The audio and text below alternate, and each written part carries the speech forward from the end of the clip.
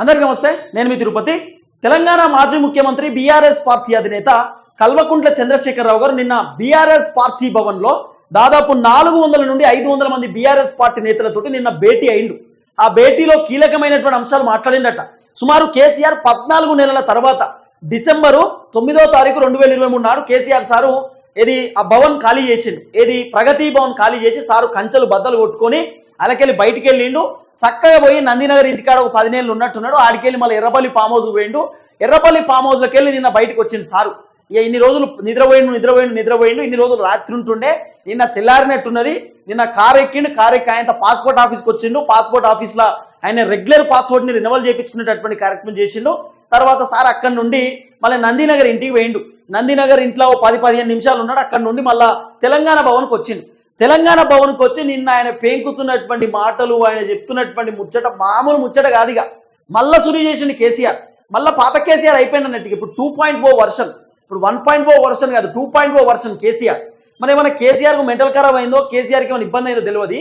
అంటే ఇన్ని రోజులు ఓన్లీ ఒకటే కాడ ఎర్రవల్లి ఫామ్ హౌస్లోనే కూర్చొని చిప్పు దొబ్బిందో ఏమో కానీ నిన్న మాట్లాడుతున్నాడు. బీఆర్ఎస్ పార్టీ నాయకుల పైన సీరియస్ అయిందట. బీఆర్ఎస్ పార్టీ ఉనికి లేదని అంటుర్రు, బీఆర్ఎస్ పార్టీయే లేదని అంటుర్రు, బీఆర్ఎస్ పార్టీ ఖతమైపోయిందని అంటుర్రు. మీకు కనబడతలేదా బీఆర్ఎస్ పార్టీ?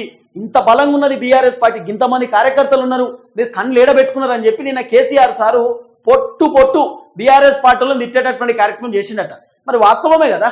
బీఆర్ఎస్ పార్టీ ఏడున్నది, ఏడమన్నది బీఆర్ఎస్ పార్టీ.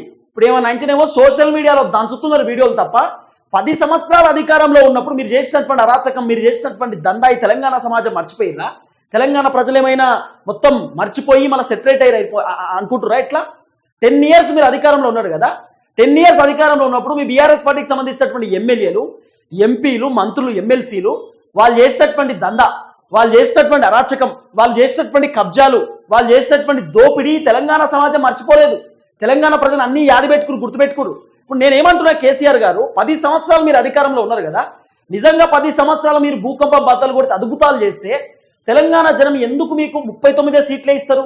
మొన్న జరిగినటువంటి పార్లమెంట్ ఎన్నికలలో ఒక్క సీటు కూడా తెలంగాణ సమాజం మీకు ఎందుకు ఇవ్వలేకపోయింది?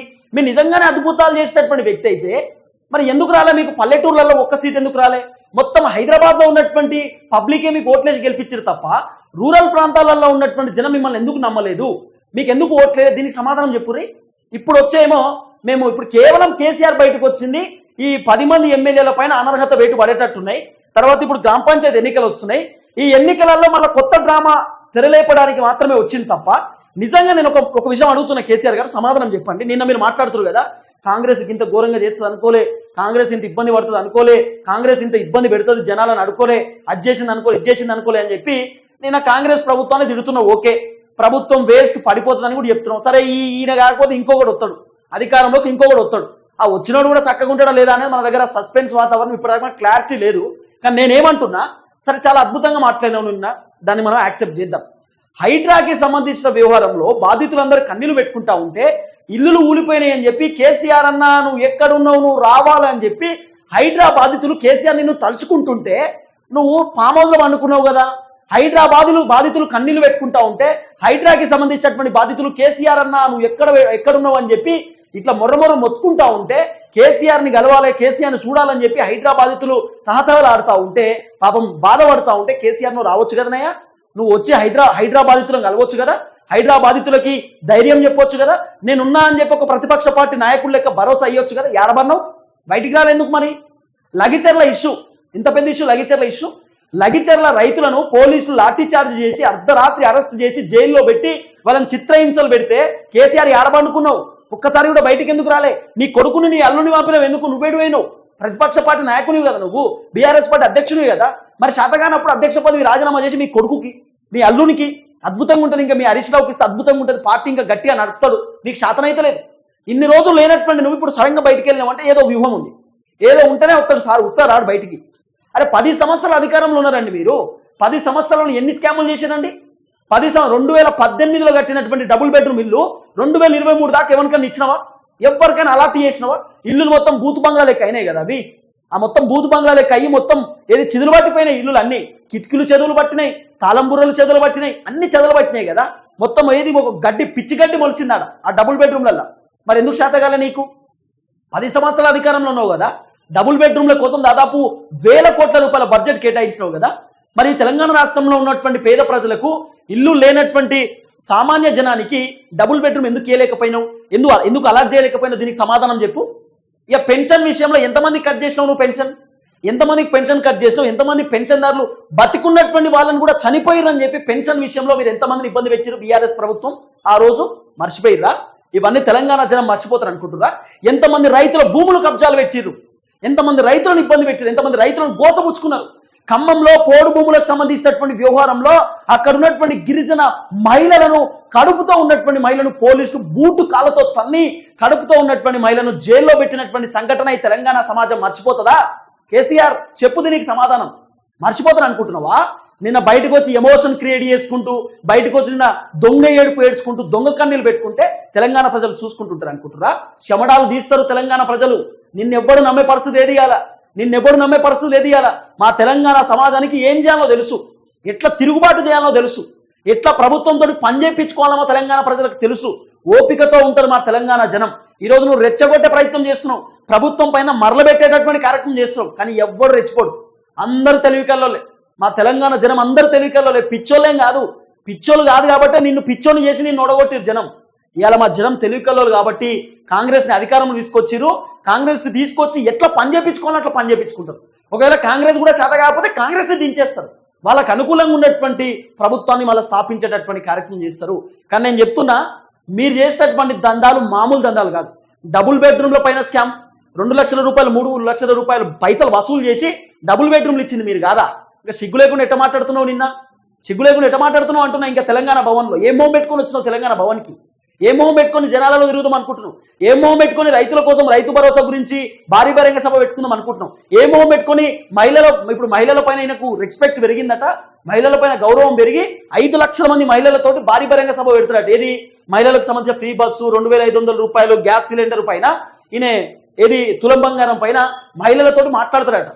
మహిళలను భారీ బహిరంగ సభలో కుక్కలు అన్నావు కేసీఆర్. నువ్వు మహిళలను పట్టుకొని కుక్కలు అన్నావు. నువ్వు ఆ మహిళల గురించి మాట్లాడేది? మహిళలు అంటే రెస్పెక్ట్ లేదు నీకు. మహిళా జర్నలిస్టులను తెచ్చినావు నువ్వు. అలాంటి నువ్వా? కేటీఆర్ పైన ఎన్ని ఎలిగేషన్స్ వచ్చినాయండి? కేసీఆర్ హీరోయిన్లను ఇబ్బంది పెట్టినని, ఫోన్ ట్యాపింగ్ లో కీలక పాత్రని ఏకంగా మంత్రి కొండ సురేఖ గారు చెప్పినారు. కేటీఆర్ వాళ్ళని వీళ్ళని ఇబ్బంది పెట్టినని. మహిళలంటే మీకు గౌరవం ఉందా? ఇప్పుడు మహిళల గురించి ఈయన భారీ బహిరంగ సభ పెడతారట. సారు వరంగల్లో పెడతారట సభ. ఇక రైతుల పైన ప్రేమ పుట్టుకొచ్చింది ఇప్పుడు కేసీఆర్కి. ప్రేమ పుట్టుకొచ్చి ఇప్పుడు రైతుల గురించి సభలు పెడతారట. బాబు కేసీఆర్, నువ్వు మర్చిపోయినావేమో. సారు పెద్ద మనిషి, నువ్వు వయసులో పెద్దోని, ఇంకా అనుభవంతులు, ఇంకా 71 సంవత్సరాలు వచ్చినాయి. మొన్ననే హ్యాపీ బర్త్డే అయింది నీది. రైతులను ఎంత కోసం వచ్చినావు నువ్వు? రైతులను ఎంత ఇబ్బంది పెట్టావు నువ్వు? ప్రాజెక్టులు కడుతున్నా అని చెప్పి కొండపోచమ్మ రిజర్వాయర్ అని, అది ఇది మల్లన్న సాగర్ అని చెప్పి అక్కడ ఉన్నటువంటి రైతుల నోట్లో మన్ను కొట్టి రైతులను రాత్రి ఖాళీ చేపించి రోడ్ల మీద పడేటట్టు చేసింది నువ్వు కాదా? రైతులను సంఖ్యలేసి జైలుకు తీసుకుపోయి నువ్వు కాదా? దరిద్రుడా కేసీఆర్, నువ్వు మాట్లాడుతున్నావు. అయ్యాల బయటకు వచ్చి చెప్తున్నావు ఆ నీతులు. ఇయ్యాలా నిన్న చెప్తున్నాడు 10 నియోజకవర్గాలలో మళ్ళా ఉప ఎన్నికలు వస్తాయి, కాంగ్రెస్ చిత్తు ఓడిపోతుంది, బీఆర్ఎస్. నువ్వు ఎలక్షన్ కోసం బయటకు వచ్చినావా? జనం కోసం బయటకు వచ్చినావా? కేసీఆర్ నిజంగా నీకు చేతనైతే, నువ్వు ప్రతిపక్ష పార్టీ లీడర్ అయితే, జనం కోసం పోరాటం చేసేటటువంటి వ్యక్తి అయితే, కళ్ళు నీకు దొబ్బినట్టున్నాయి, కళ్ళు నీకు పోయినట్టున్నాయి. ఒక్కసారి లగిచర్ల పోయిరా లగిచర్లకు. నీ కేటీఆర్ హరీష్ రావు పోయేది వేరే, నువ్వు పోయేది వేరే. నువ్వు ప్రతిపక్ష పార్టీ లీడర్వి, తెలంగాణ ఉద్యమకారుడి, 10 సంవత్సరాలు తెలంగాణ రాష్ట్రానికి ముఖ్యమంత్రిగా ఉన్నావు. నువ్వు ఇప్పుడు కీలకమైనటువంటి పదవిలో ఉన్నావు, ప్రతిపక్ష పార్టీ లీడర్, అపోజిషన్ పాత్ర అనేది. పోయిరాపో లగిచర్లకు, పోయిరాపో. నిర్మల్ వేరాపో, ఇథనాల్ ఫ్యాక్టరీ పెడతాడు అక్కడ. నిర్మల్ వేరాపో, మునుగోడు వేరాపో, ఎట్లున్నదో పరిస్థితి. భూపాలపల్లి వేరాపో, అక్కడ లింగమూర్తి అని చెప్పి ఆయన చచ్చిపోయిన ఆడికి వేరాపో. రైతుల దగ్గర వేరాపో, రుణమాఫీ గురించి అడిగిరాపో, రైతు బంధు గురించి అడిగిరాపో. ఊళ్ళెళ్ళ తిరుగు, నియోజకవర్గాల్లో పర్యటనలు చేయి, నీకు తెలుస్తుంది కథ. ఇంకా జగన్మోహన్ రెడ్డి తిరుగుతున్నాడు, నీకేం సోయలేదా? జగన్మోహన్ రెడ్డి తిరుగుతున్నాడు సంవత్సరం దాదాపు 1 year కూడా కాలే అనుకుంటే దగ్గర అధికారంలోకి వచ్చి పార్టీ ఆయన తిరుగుతున్నాడు. ఆయనకున్నటువంటి సోయి నీకు లేదా కేసీఆర్? నువ్వు సిగ్గు లేకుండా బయటకు వచ్చి ఎట మాట్లాడుతున్నావు? ఇంకా ఏం చెప్తున్నావు నువ్వు? ఫస్ట్ నువ్వు ప్రజల కోసం పనిచేయి. రాజకీయ ఎత్తుగడలు పక్కన పెట్టు. రాజకీయాలు ఇవాళ ఉంటేనే పోతాయి. రాజకీయాలు ఏందండి నాకు అర్థం కాదు. నిన్న కేసీఆర్ బయటకు వచ్చిండు, కాళేశ్వరం ప్రాజెక్టు గురించి అది మేడిగడ్డ ఊలిపోయిందని, లేకపోతే ఆ మెగా కృష్ణారెడ్డి పైన కేసు, కేసీఆర్ పైన కేసు పెట్టినటువంటి వ్యక్తి లింగమూర్తి హత్య కాబడ్డాడు, చచ్చిపోయిండు నిన్న రాత్రి. ఎవరు ఆయన చంపేసిరు. కేసీఆర్ బయటకు వచ్చుడు, ఆయన చచ్చిపోడు. ఏదో నడుస్తుంది అనేది నడుస్తున్నటువంటి చర్చ ఇది. దీనికి కేసీఆర్ పాత్ర ఉందా, ఇంకోటి పాత్ర తెలియదు. కాటాయ కూటాయ ఎవరి పాత్ర ఉందో మరి. ఇది ఒక చర్చ. అసలు ఏం నడుస్తుంది ఈ తెలంగాణ రాష్ట్రంలో? అధికార పార్టీ వాళ్ళు జనాలను మోసం చేసుడే, ప్రతిపక్ష పార్టీ వాళ్ళు జనాలను మోసం చేసుడే. ఎట్టి ప్రతిపక్షం వలన ఇది బీజేపీ బీఆర్ఎస్ వాళ్ళు ఏమైనా తెలంగాణ ప్రజల గురించి ఆలోచిస్తారేమో, మాట్లాడతారేమో అంటే వీళ్ళు డ్రామా. ఏం స్కాములు చేయనట్టు ఎట్లా మాట్లాడుతున్నావు కేసీఆర్? ఏం స్కాములు చేయలే, మొత్తం శుద్ధపూసలు ఎక్కున్నామని ఎట్లా మాట్లాడుతున్నావు? నువ్వు ఎన్ని స్కాములు చేసినావు మాకు తెలియదా? ఒక్కసారి మీరు ఒక పని చేయండి, నేను మీకు చూపిస్తా. గురి ఈ డ్రామా బంద్ చేయి కేసీఆర్, ఈ డ్రామా బంద్ కరో, ఈ డ్రామా చాలు, నీ డ్రామా ఎక్కువైపోయింది. KCR farm house TR TV అని కొట్టండి. KCR farm house TR TV Telangana. KCR farm house TR TV చూడు రయ్యా, ఈ వీడియో చూడు, మొత్తం క్లారిటీ వస్తుంది. కేసీఆర్ ఫామ్ హౌస్ లో తిరుపతి బయటపడ్డ అసలు రహస్యం అని చెప్పి ఓ వీడియో ఉంటే గజ్జుడు, నీకు తెలుస్తుంది కేసీఆర్ కథ. నువ్వా మాట్లాడేది? పక్కన చెరువులు పెట్టి ఫామ్ హౌస్లో మొత్తం తవ్విపించి 100 ఎకరాలు కబ్జాలు పెట్టుకొని దందాలు చేసినటువంటి నువ్వా ఇవాళ బయటకు వచ్చి మాట్లాడేది? ప్రభుత్వం పడిపోతుంది, కాంగ్రెస్ అదవుతుంది, రెచ్చగొట్టే మాటలు ఎందుకండి? ప్రజల కోసం పనిచేయి. నిన్న బయటకు వచ్చి చెప్తున్నాడు బీఆర్ఎస్ పైన విషయం చిమ్ముతుర్రు, మొత్తం మనం లేమనుకుంటున్నాం, నేను బయటకు వస్తే యుద్ధమే, నేను బయటకు వస్తే మొత్తం పోరాటమే అంటున్నాడు. నేను 10 సంవత్సరాలు ఏం చేసినవయ్యా అంటున్నా. ఇప్పుడు తెలంగాణ రాష్ట్రంలో మనకు కావాల్సింది ఉచిత విద్యా వైద్యం కదా. విద్య పైన ఎంత ఖర్చు పెట్టినావు, వైద్యం పైన ఎంత ఖర్చు పెట్టినావు చెప్పు కేసీఆర్, చెప్పు. ఎన్ని కొత్త గవర్నమెంట్ స్కూల్ కట్టించినావు చెప్పు, ఎన్ని కొత్త గవర్నమెంట్ హాస్పిటల్ కట్టించినావు చెప్పు. గాంధీ దవాఖానలో బెడ్లు గతిలేవు. ఇప్పుడు కాంగ్రెస్ ఉన్నప్పుడు అట్లనే ఉంది, బీఆర్ఎస్ ఉన్నప్పుడు అట్లనే ఉంటుండే. స్కూల్స్లో బెంచ్లు గతిలేవు, స్కూల్స్లో సరిగ్గా ఫుడ్ పెట్టేటటువంటి పరిస్థితి లేదు. ఫుడ్ పాయిజన్ అయ్యి చాలా మంది పిల్లలు అవస్థ పడ్డారు. బీఆర్ఎస్ హయాంలో గట్టినే ఉంది, కాంగ్రెస్ హయాంలో గట్టినే ఉంది. ఎట్లా మాట్లాడుతున్నావు బయటకు వచ్చి? ఏం చేద్దాం అనుకుంటున్నావు? ఏం చేద్దాం అనుకుంటున్నావు? నువ్వు నిజాయితీగా ఉన్నటువంటి లీడర్ అయితే, నికార్సైనటువంటి తెలంగాణ ఉద్యమకారుడు అయితే తెలంగాణ సమాజం కోసం పోరాటం చేయు. రాజకీయాలు పక్కన పెట్టు. ఈ రాజకీయ ఎత్తుగడలు, రాజకీయ వ్యవహారాలు ఎందుకండి? ఏమొస్తాయి రాజకీయాల పైన పోరాటాలు, రాజకీయ ఎత్తుగడలు పెడితే ఏమొస్తాయి నీకు అంటున్నా? జనం కోసం పనిచేయి ఫస్ట్. ప్రతిపక్ష పార్టీ లీడర్వి నువ్వు. రైతు బంధు రాలే, రైతుల దగ్గరికి పో, రైతులను అడుగు. మహిళల దగ్గరికి పోయి మహిళలను అడుగు మీ పరిస్థితి ఎట్లుందని చెప్పి. రైతు కూలీల దగ్గర పోయి వాళ్ళని అడుగు. వృద్ధుల దగ్గరికి పో, పెన్షన్ ఎట్లుందని అడుగు. పోయి నిరుద్యోగుల దగ్గరికి పో. నిరుద్యోగులు కన్నీళ్ళు పెట్టుకుంటారు. పీజీలు పిహెచ్లు చేసినటువంటి విద్యార్థులకు ఉద్యోగాలు రాక టిఫిన్ సెంటర్లు పెట్టుకుని బతుకుతారు. నిరుద్యోగుల దగ్గర పోయి నిరుద్యోగులను అడుగు మీ పరిస్థితి ఎట్లుందో, వాళ్ళు చెప్తారు మీకు. గిఫ్ట్స్ పెట్టుకొని తెలంగాణ భవన్ పోయి ఏముంటుందా మీ బీఆర్ఎస్ పార్టీ కార్యకర్తలతో మాట్లాడితే? బీఆర్ఎస్ పార్టీ కార్యకర్తలేనా నీకు ఓట్లేసి గుద్ది నీకు ఓట్లేసి నీకు ఏదది గెలిపించింది? తెలంగాణ ప్రజలు కాదా? ఒక్కసారైనా గజ్వేల్ నియోజకవర్గంలో తిరిగినావా కేసీఆర్? గాయనే ఉంటావు కదా, ఎర్రబల్లి ఫామ్ హౌసే కదా, నీ గజ్వేల్లోనే ఉంది కదా. ఆ మలయాళ గ్రామం పక్కన ఉన్నటువంటి గ్రామాలకు ఒక్కసారైనా పోయినావా? ఒక్కసారైనా తిరిగినావా? బయటకు వచ్చి మాట్లాడుతుండు. బయటకు వచ్చి ఇక నేను అది చేసిన కళ్యాణ లక్ష్మిలో స్కామ్, భూదందాల స్కామ్, గవర్నమెంట్ భూములు అన్ని కొలగొట్టిర్రు. ఏం చేసాం మీరు ఇప్పటిదాకా? ఏమన్నా అంటే మేము అభివృద్ధి కార్యక్రమాలు భూకంపం బద్దలు కొట్టినాం. మిషన్ భగీరథలో స్కామ్, బతుకమ్మ చీరలలో స్కామ్, రేషన్ బియ్యంలో స్కామ్, అన్నిట్లో స్కామ్. మీరు స్కామ్ చేయండి ఏముంది చెప్పవా? మీ స్కామ్ చేయండి ఏముంది? ఇప్పుడు అంటాడు మళ్ళీ మేము స్కామ్ చేస్తే కాంగ్రెస్ వాళ్ళు తెలివికల్లో కాదా, వాళ్ళు ఎందుకు బయట పెడతలేరు? నీకు వాళ్ళకు లోపాయకార ఒప్పందాలు ఇవన్నీ తెలుసా? నీకు రేవంత్ రెడ్డికి ఏం ఒప్పందాలు ఉన్నాయి మాకు తెలుసా? కేటీఆర్ అరెస్ట్ చేసి లోపల పెడతా అని చెప్పి ఇప్పటిదాకా అరెస్టే కాలే. మీకు ఏం నడుస్తుందో తెలంగాణ జనాలకు తెలుసా అంటున్నా. కాబట్టి ఫస్ట్ ప్రజల కోసం పనిచేయడం నేర్చుకోండి. Public important.